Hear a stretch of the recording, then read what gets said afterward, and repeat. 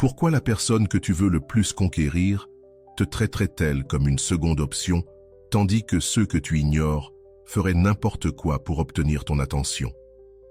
Il y a une erreur que la plupart des gens commettent, sans même s'en rendre compte: courir après ceux qui les ignorent, mendier des miettes d'attention et se désespérer lorsqu'ils ne reçoivent pas la validation qu'ils désirent tant. La vérité est brutale, mais libératrice. Plus tu poursuis quelqu'un, plus il s'éloigne. Plus tu te diminues toi-même, moins tu démontres ta valeur. Et plus tu supplies pour obtenir de l'attention, plus tu parais pitoyable aux yeux de l'autre. Mais si je te disais qu'il existe une technique psychologique ancienne, basée sur les principes du stoïcisme, capable de renverser complètement cette dynamique, une stratégie si puissante qu'elle fera que ceux qui t'ignorent aujourd'hui se mettront bientôt à te chercher, intrigués par ton changement et en quête de ton attention. Dans les prochaines minutes, tu vas découvrir les piliers fondamentaux de cette transformation psychologique. Des principes capables de révolutionner non seulement tes relations, mais aussi toute ta présence dans le monde. Prépare-toi à une révélation qui changera pour toujours ta façon d'interagir avec les autres. Écris en commentaire « J'ai du pouvoir ». Cela ancrera dans ton esprit le premier principe de cette puissante transformation. As-tu déjà remarqué comme certaines personnes attirent tous les regards dès qu'elles entrent dans une pièce? Ce n'est pas parce qu'elles sont les plus belles ou les plus riches, mais parce qu'elles dégagent quelque chose de différent, une force invisible qui attire naturellement. Cette force ne naît pas d'un besoin désespéré d'approbation, mais du contrôle total de leur énergie émotionnelle. La majorité des gens dispersent leur énergie comme de l'eau renversée sur le sol. Messages envoyés dans l'urgence, appels répétés, heures passées à attendre une réponse qui ne viendra peut-être jamais. Cette énergie dispersée et dépendante repousse au lieu d'attirer. C'est comme un aimant inversé. Salut à tous ceux qui nous regardent depuis différentes parties du monde, à tous nos amis de la France, du Canada, de la Belgique, de la Côte d'Ivoire, du Cameroun, des États-Unis, du Maroc, de l'Île-de-France, d'Algérie, d'Haïti, du Togo et bien sûr au reste de nos frères et sœurs. Bienvenue sur Vision Stoïcienne. C'est toujours un plaisir de me connecter avec vous en partageant des idées profondes issues du vaste monde. N'oubliez pas de cliquer sur « J'aime », de partager cette vidéo avec vos proches, de vous abonner à notre chaîne et d'activer la cloche de notification pour rester informé de nos contenus les plus récents. Chaque geste compte pour nous aider à faire grandir cette communauté dédiée à la sagesse et à l'épanouissement. Lorsque tu apprends à recentrer ton énergie sur toi-même, quelque chose de magique se produit. Tu cesses de te vider émotionnellement pour les autres et tu commences à créer un champ magnétique autour de toi.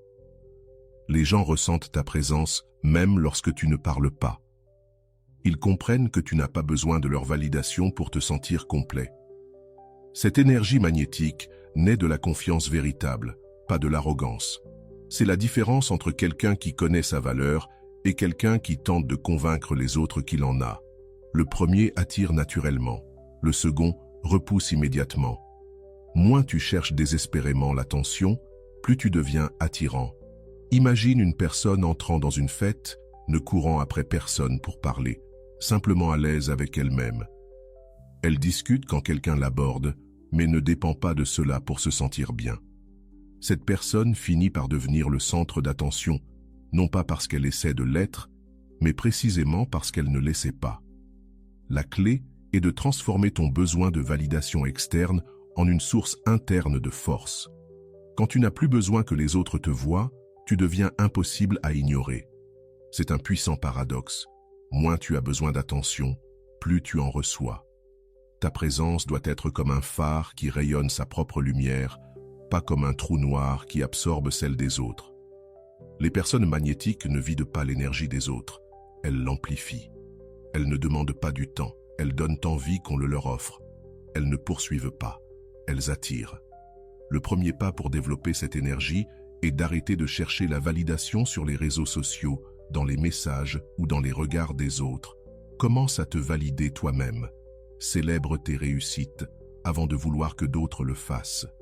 Valorise ton temps avant d'attendre que les autres le valorisent. Quand tu développes cette énergie intérieure, les gens sentent que tu as changé. Ils remarquent que tu n'es plus émotionnellement disponible comme avant. Et c'est exactement ce qui éveille leur curiosité, car personne ne valorise ce qui est toujours accessible. L'énergie magnétique vient aussi du fait que tu mènes une vie riche et intéressante, indépendante des autres.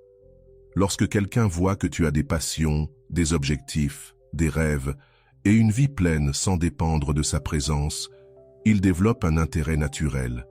Les gens veulent faire partie d'une vie inspirante, pas remplir une vie vide. Arrête d'appeler ceux qui ne se soucient pas de toi. Arrête d'envoyer des messages à ceux qui te laissent dans le vide. Arrête d'être toujours disponible pour ceux qui ne viennent à toi que par intérêt. Toute cette énergie que tu gaspilles sur des personnes qui ne te valorisent pas doit être réinvestie en toi. Quand tu rediriges cette énergie vers tes projets, tes objectifs et ta croissance personnelle, un changement spectaculaire se produit. Tu deviens plus intéressant, plus accompli, plus complet. Et les personnes complètes attirent naturellement, car tout le monde veut être proche de quelqu'un qui rayonne la plénitude. L'énergie magnétique ne consiste pas à jouer un rôle ou à feindre une image. Elle consiste à découvrir qui tu es vraiment lorsque tu n'essaies plus d'impressionner personne. C'est trouver ton essence authentique et l'exprimer avec confiance. Quand tu cesses d'être ce que les autres veulent que tu sois, tu deviens irrésistiblement toi-même. Vient alors un outil redoutable, le silence stratégique. Dans notre époque où tout le monde veut parler, se justifier et s'expliquer sans cesse, ceux qui maîtrisent le silence possèdent un avantage psychologique énorme. Quand quelqu'un t'ignore, ton premier réflexe est souvent d'aller vers lui, d'envoyer des messages, d'appeler, de t'excuser pour des choses que tu n'as même pas faites. Ce comportement désespéré ne fait que confirmer à l'autre qu'il a du pouvoir sur toi. Chaque message sans réponse prouve que tu as plus besoin de lui, qu'il n'a besoin de toi. Le silence stratégique inverse cette dynamique. Quand tu cesses de poursuivre, d'envoyer des messages ou de tout expliquer, tu crées un vide psychologique dans l'esprit de l'autre. Et la nature humaine déteste le vide. Là où il y a du silence, l'esprit invente des histoires, des hypothèses, des questions. Celui qui t'ignorait commence à se demander « Pourquoi ne m'écrit-il plus ? Qu'est-ce qui s'est passé ? A-t-il rencontré quelqu'un ? A-t-il perdu intérêt ?» Ces interrogations occupent son esprit bien plus que tes messages désespérés ne pourraient te le faire. Le silence stratégique n'est pas de la colère ou de la vengeance, c'est de la dignité. C'est le refus de mendier de l'attention ou d'accepter des miettes d'affection. Quand tu choisis de te taire, tu forces l'autre à écouter son propre vide. Il y a une grande différence entre ignorer par colère et utiliser le silence de manière stratégique. Le premier est impulsif et émotionnel. Le second est calculé et puissant. Utiliser le silence stratégique, ce n'est pas punir l'autre, c'est te protéger et montrer que tu as d'autres priorités. Le silence t'oblige aussi à grandir émotionnellement. Au lieu de gaspiller ton énergie à convaincre quelqu'un de t'accorder son attention, tu l'investis dans d'autres aspects de ta vie, tes passions, tes amis, tes objectifs. Cela te rend plus complet et plus intéressant. Et lorsque tu reprends contact après une période de silence, tu n'es plus la même personne désespérée. Tu as évolué, grandi, et tu n'as plus besoin de sa validation. Ce changement est impossible à ignorer. L'autre perçoit que tu as changé, que tu as d'autres priorités, que tu n'es plus disponible comme avant. Le silence a aussi le pouvoir de pousser une personne à remettre en question son comportement. Quand tu cesses d'accepter le mauvais traitement et que tu t'éloignes dans le calme, tu l'obliges à réfléchir à ses actes. Elle commence à se demander si elle a été injuste. Et ce simple doute peut parfois valoir plus que 1000 mots. Si tu t'es déjà demandé pourquoi certaines personnes semblent perdre tout intérêt pour toi, alors que tu es toujours disponible, la réponse est simple. La prévisibilité tue l'attraction. Quand tu es constamment joignable, que tu réponds immédiatement et que tu poursuis toujours l'autre, tu deviens prévisible et ennuyeux. Le silence, lui, brise cette routine et réveille la curiosité naturelle présente en chacun de nous. Utilise le silence pour créer du mystère autour de ta vie. Ne raconte pas tout ce que tu fais. Ne justifie pas chacune de tes décisions. Ne cherche pas à expliquer chacun de tes gestes. Laisse des zones d'ombre dans ton histoire que l'imagination de l'autre viendra remplir. La vérité est simple, l'esprit humain invente souvent des scénarios bien plus fascinants que la réalité. Le silence est aussi un langage qui montre que tu as d'autres priorités. Quand tu ne réponds pas immédiatement à un message, tu indiques que tu as des choses plus importantes à faire. Quand tu ne passes pas d'appel tous les jours, tu démontres que ta vie est riche et bien remplie. Cela augmente immédiatement ta valeur perçue. Apprends à être à l'aise avec les silences. Ne ressens pas le besoin de combler chaque pause ou moment de calme par des paroles inutiles. Le silence confiant est un signe de maturité émotionnelle. Les personnes en insécurité parlent sans cesse pour se sentir validées. Maîtriser le silence stratégique, c'est aussi gagner du temps pour te concentrer sur toi. Au lieu de passer des heures à réfléchir à ce que tu pourrais écrire à quelqu'un qui te répond à peine, tu utilises ce temps pour faire du sport, étudier, avancer sur tes projets ou entretenir d'autres amitiés. Investir en toi rapportera toujours plus que d'essayer de forcer quelqu'un à te donner de l'attention. La plus grande tragédie des relations modernes, c'est de voir des personnes extraordinaires se rabaisser, mendier des miettes d'affection à ceux qui ne voient pas le trésor qu'elles représentent. T'es-tu déjà surpris à accepter moins que ce que tu mérites, juste pour ne pas être seul? C'est la pire des erreurs. Échanger ton estime de toi contre quelques heures d'attention d'une personne qui ne te valorise même pas. L'estime de soi ne dépend pas des autres. Elle se construit à l'intérieur de toi. C'est la certitude inébranlable que tu mérites respect, affection et considération. Quand tu doutes de ta valeur, tu acceptes n'importe quel traitement, n'importe quelle miette d'affection. Mais ceux qui ont une véritable estime d'eux-mêmes ne quémandent pas l'amour. Ils savent qu'ils sont un prix à gagner, pas un lot de consolation. Quand tu connais ta valeur, tu refuses les relations tièdes, les conversations vides, les rendez-vous sans engagement et les personnes qui ne viennent vers toi que par ennui. Tu fixes des standards élevés et tu ne fais d'exception pour personne. Ce n'est pas être difficile, c'est s'aimer soi-même. Beaucoup confondent estime de soi et arrogance. L'arrogance, c'est vouloir prouver qu'on est supérieur. L'estime de soi, c'est simplement savoir qu'on mérite d'être bien traité et refuser moins. C'est une force silencieuse, pas une vitrine pour impressionner. Imagine deux personnes à une soirée. L'une court après quelqu'un qui lui accorde à peine un mot, rit à des blagues nulles et accepte tout pour plaire. L'autre discute avec ceux qui lui portent un véritable intérêt, s'éloigne poliment de ceux qui ne valorisent pas sa présence et reste fidèle à elle-même. Laquelle paraît la plus attirante? Développer l'estime de soi, c'est faire chaque jour des choix conscients, s'éloigner des personnes qui drainent ton énergie, investir du temps dans celles qui t'apprécient, choisir des activités qui te font grandir et des conversations qui enrichissent ta vie.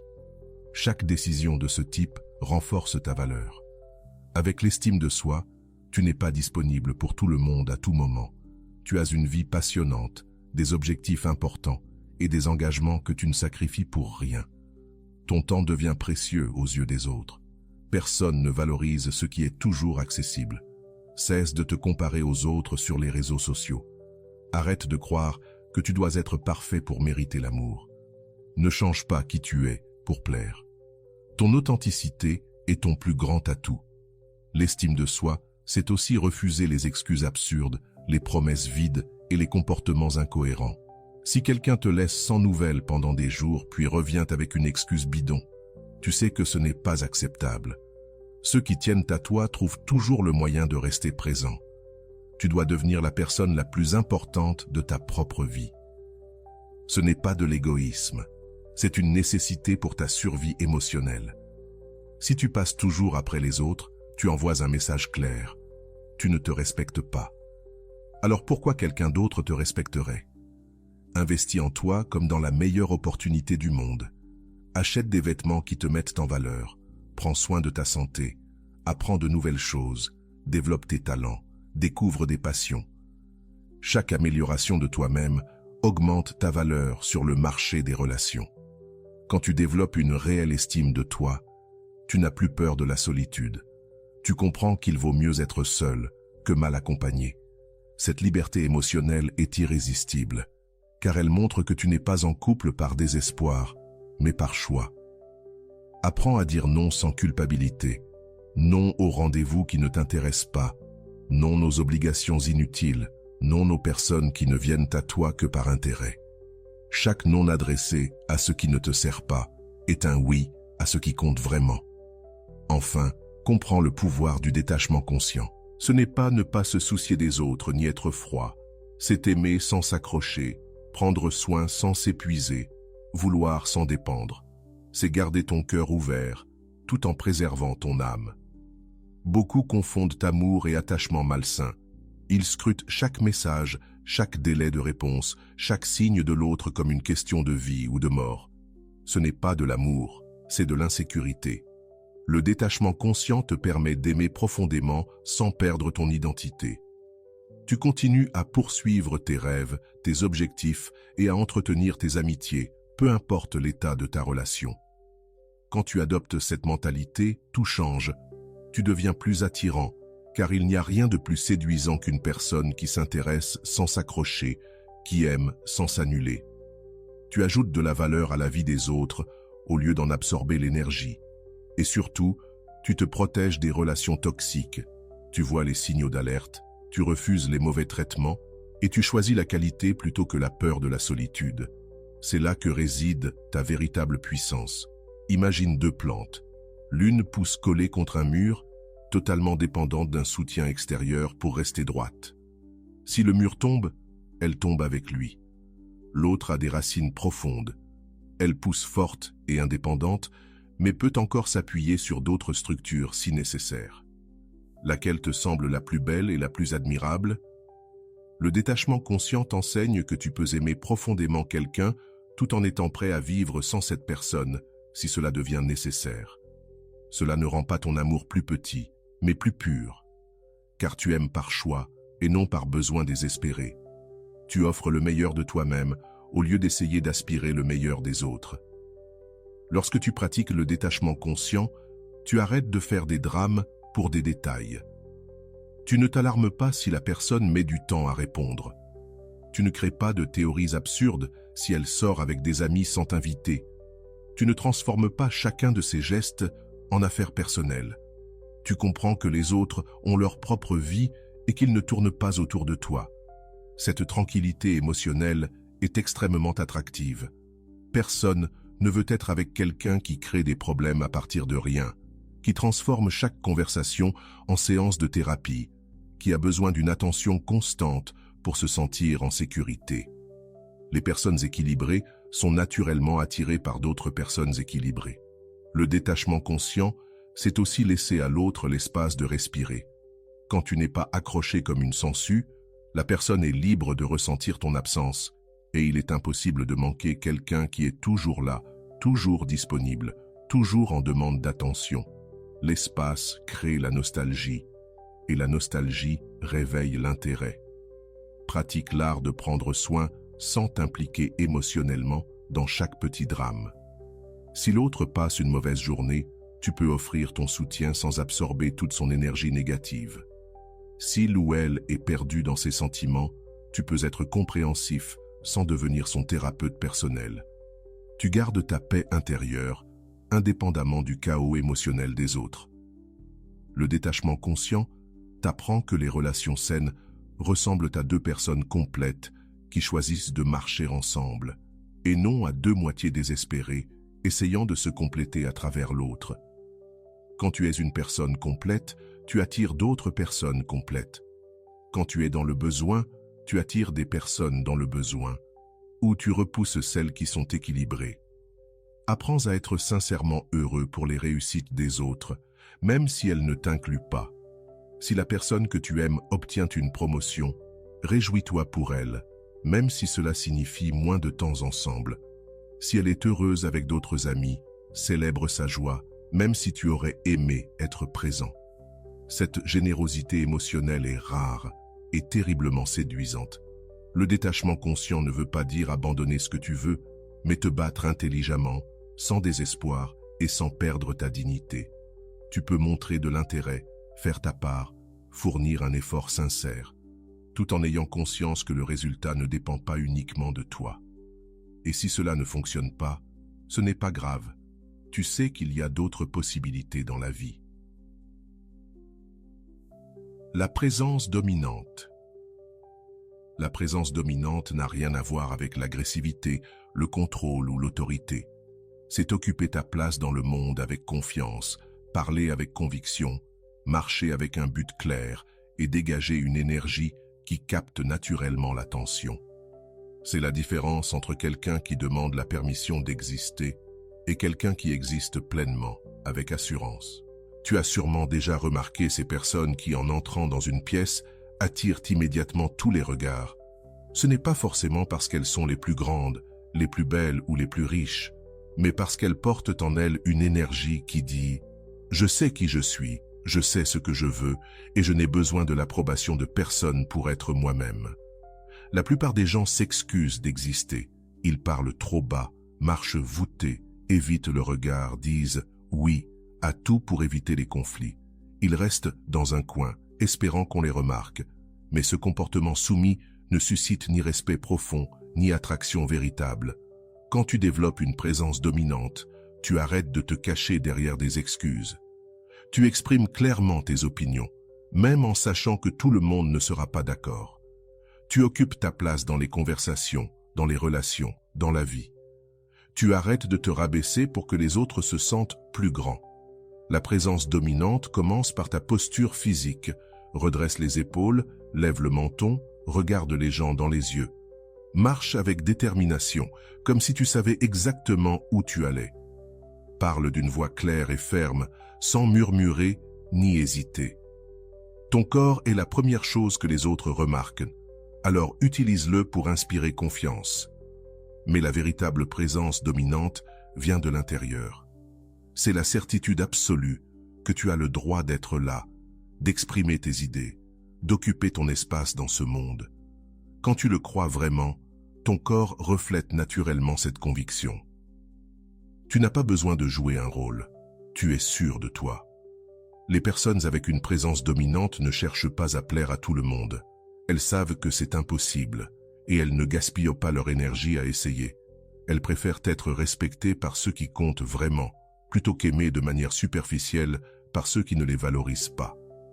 Cette authenticité est magnétique dans un monde où tant de gens portent un masque. La présence dominante se voit aussi dans la façon de gérer les conflits. Au lieu de fuir ou de supplier pour la paix, tu fais face avec maturité et fermeté. Tu ne passes pas à l'attaque, mais tu refuses de te laisser piétiner. Tu poses des limites claires et tu t'y tiens, peu importe la réaction de l'autre.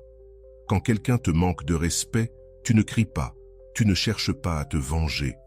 Tu pars avec dignité, montrant par tes actes que tu n'acceptes pas ce genre de traitement. C'est bien plus puissant que des explications interminables ou des éclats de colère. Développe tes propres opinions et exprime-les. Arrête de dire « oui » à tout juste pour éviter la confrontation. Quand on te demande ton avis sur un film, un restaurant ou une situation, donne une réponse honnête et réfléchie. Les personnes avec une présence dominante ne sont pas des feuilles emportées par le vent. Elles ont des positions claires dans la vie. Cela se reflète aussi dans ta communication digitale. Ne sois pas connecté 24 heures sur 24 en attendant des messages. Ne réponds pas immédiatement comme si tu n'avais rien d'autre à faire. Évite de surcharger tes réponses d'émojis et de points d'exclamation pour paraître plus chaleureux.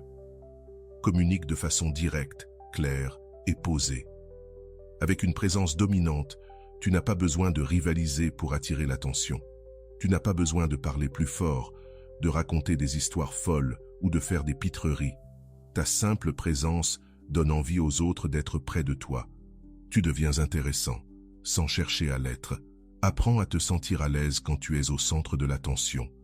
Beaucoup fuient ce rôle par insécurité, mais se plaignent ensuite qu'on ne les remarque pas. Si tu as quelque chose d'important à dire, dis-le. Si tu mérites des félicitations, accepte-les. Si tu es bon dans ce que tu fais, sois-en fier, sans fausse modestie. Maîtriser l'art de la présence, C'est aussi refuser les miettes d'attention. Quand quelqu'un te traite comme une seconde option, tu ne supplies pas pour devenir la première. Tu t'éloignes et tu trouves des personnes qui, naturellement, te placent comme une priorité. Tu comprends que ton temps et ton énergie sont trop précieux pour être gaspillés sur ceux qui ne les valorisent pas. C'est là qu'intervient l'indifférence calculée. C'est l'une des armes psychologiques les plus puissantes qui existent, mais aussi l'une des plus dangereuses si elle est mal utilisée. Elle ne consiste pas à être cruel, insensible ou manipulateur, mais à montrer que ta vie est si riche et intéressante que tu ne dépends émotionnellement de personne en particulier pour être heureux et épanoui. L'erreur que commet la majorité des gens, c'est de montrer trop d'intérêt, trop de disponibilité, trop de besoin. Ils pensent qu'en montrant à quel point ils tiennent à l'autre, à quel point ils sont disponibles et à quel point ils en ont besoin, ils vont gagner son cœur. En réalité, c'est tout l'inverse. Ils font fuir la personne et lui font perdre complètement l'intérêt. L'indifférence calculée fonctionne parce qu'elle touche un instinct primitif que nous avons tous. Nous accordons plus de valeur à ce qui est difficile à obtenir. Quand quelque chose est toujours disponible, toujours à portée de main, toujours en train de réclamer notre attention, notre cerveau le classe automatiquement comme moins précieux. C'est cruel, mais c'est ainsi que nous fonctionnons. Imagine deux situations.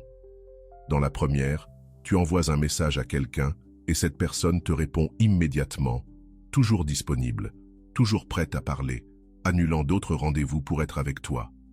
Dans la seconde, tu envoies un message et parfois la personne met longtemps à répondre. Elle a une vie occupée, des engagements importants, d'autres priorités que toi. Laquelle de ces deux attitudes attire le plus ton intérêt?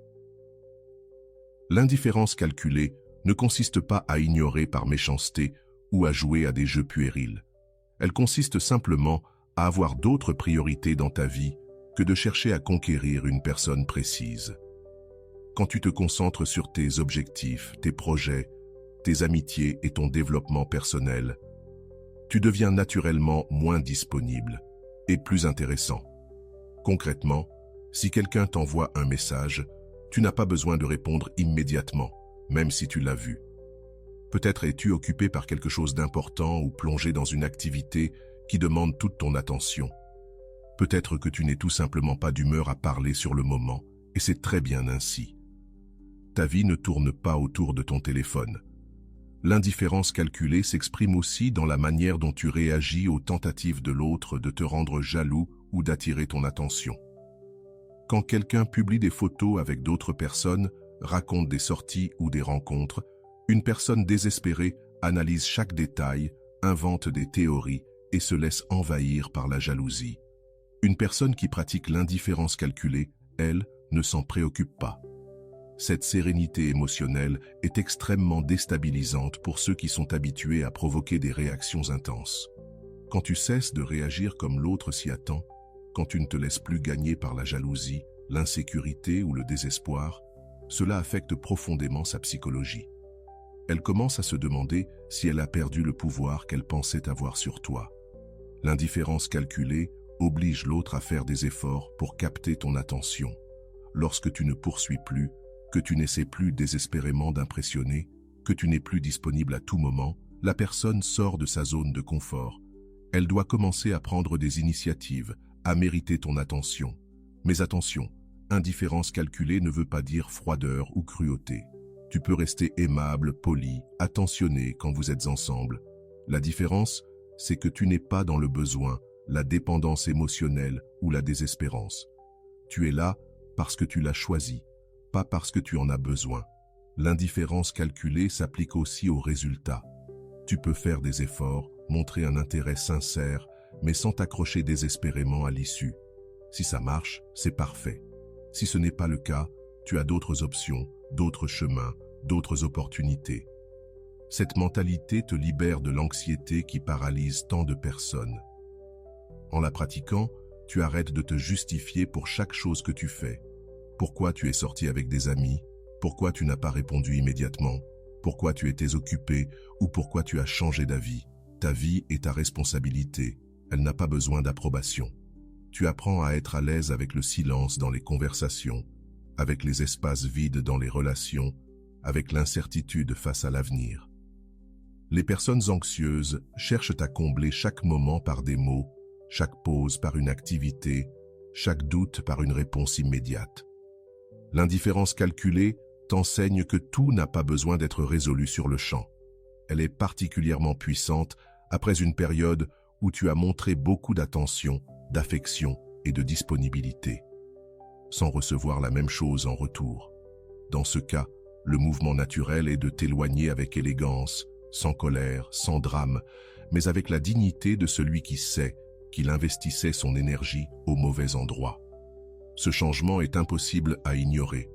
La personne qui avait l'habitude de recevoir ton attention constante se retrouve soudain face à un vide. C'est dans ce vide que naissent la nostalgie, le questionnement et l'appréciation de ce qu'elle avait, mais n'a pas su apprécier. L'indifférence calculée sème des graines de regret dans l'esprit de ceux qui t'ont sous-estimé. Enfin, il y a l'attention tournée vers soi. C'est la base de toute transformation réelle dans les relations. Diriger ton énergie et tes ressources vers ta propre évolution, plutôt que de les gaspiller à vouloir contrôler ou impressionner les autres. Quand tu adoptes cet état d'esprit, tu deviens automatiquement plus attirant, car une personne épanouie et centrée dégage une énergie magnétique naturelle. La plupart des gens ont leur attention tournée vers l'extérieur.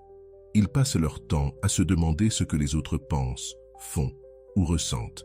Ils analysent chaque geste, chaque mot, chaque silence. Ils vérifient sans cesse les réseaux sociaux pour voir ce que la personne a publié, avec qui elle est sortie, ce qu'elle a fait. Cette obsession est un gouffre qui absorbe toute ton énergie vitale. Quand tu développes l'attention tournée vers toi, tu rediriges cette énergie vers des activités qui ont un vrai impact sur ta vie. Faire du sport, apprendre quelque chose de nouveau, avancer sur un projet personnel ou passer du temps avec des amis qui te valorisent vraiment. Cela signifie aussi arrêter de chercher une validation extérieure pour te sentir bien. Tu cesses de publier des photos pour obtenir des likes, de raconter des histoires juste pour impressionner ou de changer de personnalité selon les gens présents. Tu es simplement toi-même, peu importe le public. Et cette authenticité est irrésistible. Dans un monde où tout le monde joue un rôle, où chacun cherche à impressionner et à être validé, voir quelqu'un de véritablement sincère, qui a une vie pleine et indépendante du regard des autres, c'est comme trouver un diamant au milieu de pierres banales. Se concentrer sur son développement intérieur aide à cultiver une mentalité d'abondance plutôt que de rareté. Lorsque tu te focalises sur ta croissance, ton apprentissage, ton évolution et la construction d'une vie intéressante, tu attires naturellement des personnes tout aussi intéressantes. Tu cesses de t'accrocher désespérément à une seule personne, car tu comprends qu'il existe des millions d'êtres dans le monde, et beaucoup peuvent être compatibles avec toi. Investis beaucoup dans ton développement personnel. Lis des livres qui élargissent ton esprit. Apprends de nouvelles compétences qui te rendent plus intéressant. Pratique des exercices qui améliorent ta santé et ton estime de toi. Cultive des passe-temps qui te procurent un plaisir authentique. Chaque amélioration de toi-même est un investissement qui rapporte toujours, peu importe ce qui se passe dans tes relations. Avoir un enfoc interne, c'est aussi établir des objectifs personnels qui ne dépendent pas des autres. Tu veux apprendre une nouvelle langue? Fais-le pour toi, pas pour impressionner qui que ce soit. Tu veux te remettre en forme? Fais-le pour ta santé et ton estime de toi, pas pour récupérer quelqu'un. Tu veux changer de carrière? Fais-le pour tes rêves, pas pour prouver quoi que ce soit à ceux qui doutaient de toi. Quand tu développes cet état d'esprit, tu cesses de dramatiser les petits problèmes dans tes relations. Tu n'analyses plus chaque conversation comme si elle cachait un sens profond. Tu ne cherches plus à interpréter chaque geste. Tu as désormais des choses plus importantes à penser, des problèmes plus significatifs à résoudre, des objectifs plus ambitieux à atteindre. Cette stabilité émotionnelle, qui vient du travail sur soi, est extrêmement attirante. Personne ne souhaite être avec quelqu'un qui vit sur des montagnes russes émotionnelles, qui fait un drame pour tout, ou qui a constamment besoin d'attention pour se sentir en sécurité. Les personnes équilibrées recherchent d'autres personnes équilibrées. L'enfoque interne t'apprend aussi à valoriser ton temps. Tu cesses d'être disponible pour n'importe qui, à n'importe quel moment. Tu fixes des moments précis pour répondre aux messages, des jours spécifiques pour les rendez-vous, et tu poses des limites claires sur le temps que tu peux consacrer à chaque relation. Ton temps devient précieux, car tu l'utilises de manière productive. Crée une routine quotidienne qui te rende fier de toi. Lève-toi tôt, fais de l'exercice, médite, lis, avance sur tes projets, prends soin de ton apparence et garde ton environnement organisé. Lorsque tu vis ainsi, tu te sens automatiquement plus sûr de toi et plus attractif. Cela implique aussi d'arrêter de comparer ta vie à celle des autres sur les réseaux sociaux. Tu comprends que les gens ne montrent que leurs meilleurs moments, qu'il y a beaucoup de mise en scène derrière les publications et que chacun a son propre chemin et ses propres défis. Tu te concentres sur l'amélioration de ta vie, pas sur la compétition avec les apparences. Quand tu pratiques cette discipline, tu t'éloignes naturellement des personnes qui drainent ton énergie. Tu identifies rapidement qui apporte de la valeur à ta vie et qui t'en enlève. Tu privilégies les relations qui t'inspirent, te stimulent et t'accompagnent dans ta croissance. Et tu cesses de perdre ton temps avec ceux qui ne viennent à toi que par intérêt.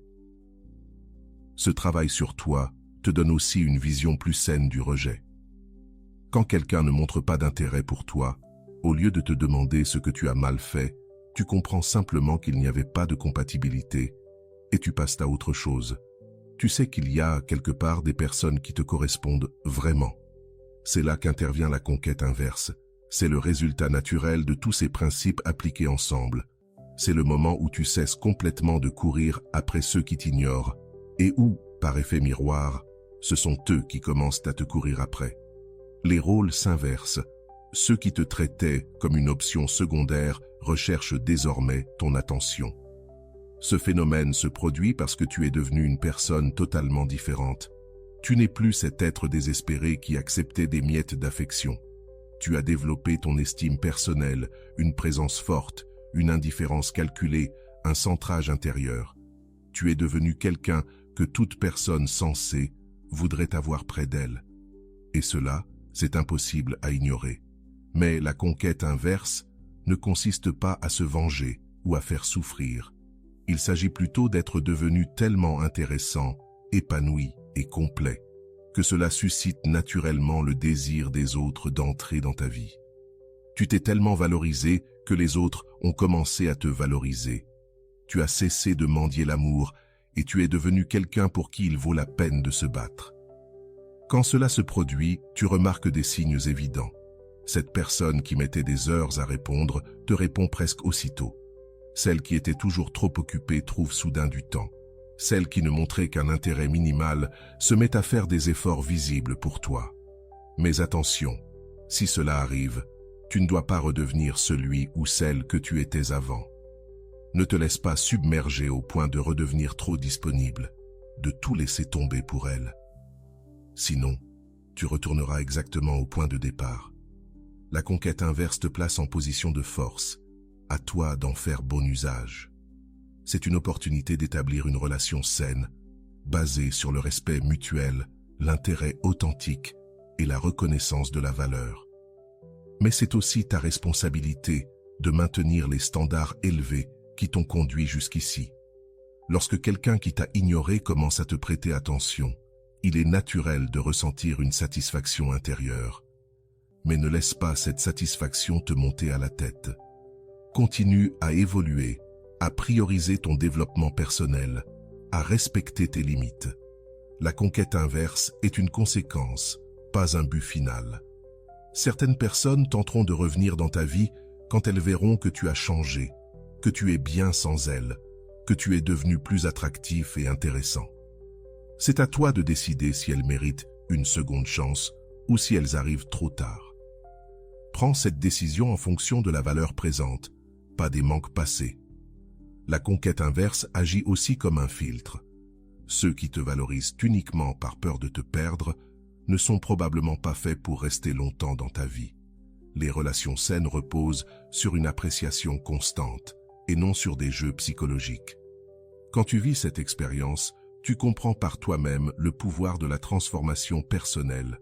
Tu constates que changer toi-même change automatiquement la façon dont les autres te traitent. Tu acquiers une confiance inébranlable dans ta capacité à affronter toute situation relationnelle, car tu sais que tu peux toujours travailler sur toi pour améliorer les résultats. N'oublie jamais, la conquête inverse ne doit pas être ton objectif principal dans les relations. Ta priorité doit rester de devenir la meilleure version de toi-même, de construire une vie pleine de sens et de développer des relations saines fondées sur le respect mutuel. Le reste n'est qu'une conséquence naturelle. Serre cette leçon contre toi. Tu as toujours eu le pouvoir de changer ta situation. Le problème n'était pas les autres, mais la façon dont tu te présentais au monde. Quand tu changes à l'intérieur, tout change à l'extérieur. Et ce processus est continu. Continue d'évoluer, de t'élever et de maintenir les principes qui t'ont conduit ici. C'est ainsi que tu t'assures que tes relations resteront toujours saines, respectueuses et réellement épanouissantes. Veille à célébrer ta transformation et, surtout, inspire d'autres personnes à emprunter ce chemin. Montre par l'exemple qu'il est possible de se transformer et d'attirer de meilleures relations. Deviens le mentor que tu aurais voulu avoir dans tes moments les plus bas. Ne t'arrête pas là. Utilise tout ce que tu as appris pour construire non seulement de meilleures relations, mais aussi une vie meilleure dans tous les aspects. Car lorsque tu deviens une personne de valeur, cette valeur se reflète partout, dans tes relations, ta carrière, tes amitiés, ta famille, dans chaque domaine de ton existence. Le magnétisme personnel est cette force invisible qui sépare les gens ordinaires des personnes extraordinaires dans leurs relations. Il ne s'agit pas de beauté physique, d'argent ou de statut social, mais d'une énergie particulière que certaines personnes portent en elles et qui attire naturellement les autres, même sans que l'on sache pourquoi. C'est comme si elles avaient un champ magnétique autour d'elles qui rapproche les gens. As-tu déjà rencontré une personne comme ça? Quelqu'un qui n'est pas forcément le plus séduisant de la pièce, mais avec qui tout le monde veut parler. Quelqu'un qui n'a pas besoin d'élever la voix pour être écouté, mais qui, dès qu'il parle, capte l'attention de tous. Une personne qui ne court après personne, mais qui attire toujours des gens vers elle. Voilà l'essence du magnétisme personnel, une combinaison unique de confiance, d'authenticité et de mystère qui crée une attraction irrésistible. La plupart des gens commettent l'erreur de vouloir forcer cette attraction par un comportement désespéré. Ils parlent trop fort, rient de leurs propres blagues, racontent des histoires exagérées, font tout pour attirer l'attention. Mais le véritable magnétisme personnel fonctionne à l'inverse. C'est une force silencieuse et subtile qui vient de l'intérieur vers l'extérieur, jamais l'inverse. Il naît quand tu arrêtes d'essayer d'impressionner les autres et que tu commences à t'impressionner toi-même par ta propre vie. Quand tu développes des passions et des passe-temps, non pas pour avoir un sujet de conversation, mais parce que tu les apprécies vraiment. Quand tu prends soin de ton apparence, non pour plaire à quelqu'un en particulier, mais parce que tu te sens bien dans ta peau. Quand tu cherches à apprendre, non pour paraître intelligent, mais par curiosité naturelle envers le monde. Cette authenticité est magnétique, car nous vivons dans une société où tout le monde essaie d'être quelqu'un d'autre. Lorsqu'une personne est véritablement elle-même, sans masque, sans prétention, sans besoin d'approbation extérieure, elle inspire instantanément le respect. On se sent à l'aise avec elle, libre d'être soi-même. Le magnétisme personnel réside aussi dans ta capacité à faire sentir aux autres qu'ils sont spéciaux, pas avec de faux compliments ou une flatterie excessive, mais par une attention sincère. Quand tu parles à quelqu'un, tu es pleinement présent, réellement intéressé par ce qu'il dit. Tu poses des questions pertinentes, tu te souviens des détails de conversations passées. Tu montres que tu le considères comme un individu unique. Les personnes magnétiques ont ce talent rare de faire sentir à l'autre qu'il est, à cet instant, la seule personne au monde. Elles ne regardent pas leur téléphone pendant l'échange, elles ne cherchent pas quelqu'un de plus intéressant à qui parler, elles ne montrent pas de hâte à terminer la discussion. Cette présence totale, si rare aujourd'hui, devient irrésistible. Le magnétisme personnel vient aussi de ta capacité à être vulnérable avec mesure. Il ne s'agit pas de confier tous tes problèmes, mais d'être honnête sur tes imperfections, d'une manière qui crée une connexion et non de la pitié. Cela signifie admettre quand tu ne sais pas quelque chose, rire de toi-même quand tu fais une erreur, montrer que tu es humain sans perdre ta dignité. Développe une passion sincère pour quelque chose dans ta vie, l'art, la musique, le sport, la littérature, la cuisine, les voyages, peu importe, du moment que tes yeux brillent quand tu en parles. Cette passion est contagieuse et attirante, car l'énergie positive que tu dégages quand tu parles de ce que tu aimes vraiment est irrésistible. Le magnétisme se reflète aussi dans ta manière de communiquer. Tu n'as pas besoin de parler beaucoup, mais quand tu le fais, tes mots ont du poids. Tu ne parles pas pour combler le silence. Tu choisis tes mots avec soin. Tu laisses des pauses qui créent de l'anticipation et de l'intérêt. Apprends à raconter de vraies histoires, pas inventées pour impressionner, mais issues de tes propres expériences, en utilisant des détails sensoriels, en créant du suspense, en ayant un message clair. Une personne qui sait raconter une bonne histoire devient automatiquement plus intéressante et mémorable. Le magnétisme personnel, c'est aussi garder une part de mystère sur ta vie. Ne dévoile pas tout dès la première conversation. Révèle des choses progressivement, laissant l'autre curieux d'en savoir plus. Et plusieurs facettes qui ne se découvrent qu'avec le temps, ce qui maintient l'intérêt éveillé. Cultive une vie riche en expériences. Voyage autant que possible, même si c'est près de chez toi. Découvre de nouvelles cuisines, rencontre des gens d'origines différentes, sors de ta routine. Ces expériences nourrissent ta personnalité, te donnent des sujets passionnants et font de toi une personne plus complète et fascinante. Le magnétisme personnel inclut aussi ta capacité à diriger sans dominer. Prends des initiatives, propose des activités, prends des décisions quand c'est nécessaire, mais toujours dans un esprit collaboratif. Les gens aiment suivre quelqu'un qui montre un leadership naturel, qui sait où il va et qui inspire les autres à le suivre. Garde aussi une part de mystère sur tes sentiments. Ne sois pas un livre ouvert où tout se lit d'un coup. Laisse deviner ce que tu penses, ressens ou prépares. Ce mystère crée une tension positive qui entretient l'intérêt et l'engagement. Enfin, souviens-toi, le vrai magnétisme personnel ne peut pas être simulé longtemps. Il se développe sincèrement par le travail intérieur, la croissance personnelle et l'authenticité. Quand tu deviens une personne réellement intéressante, épanouie et sûre de toi, le magnétisme apparaît naturellement, comme une conséquence et non comme un objectif forcé. Et voilà, j'espère que vous avez trouvé beaucoup de valeur dans cette vidéo. Merci d'être resté jusqu'à la fin de cette vidéo, j'adore quand vous faites ça.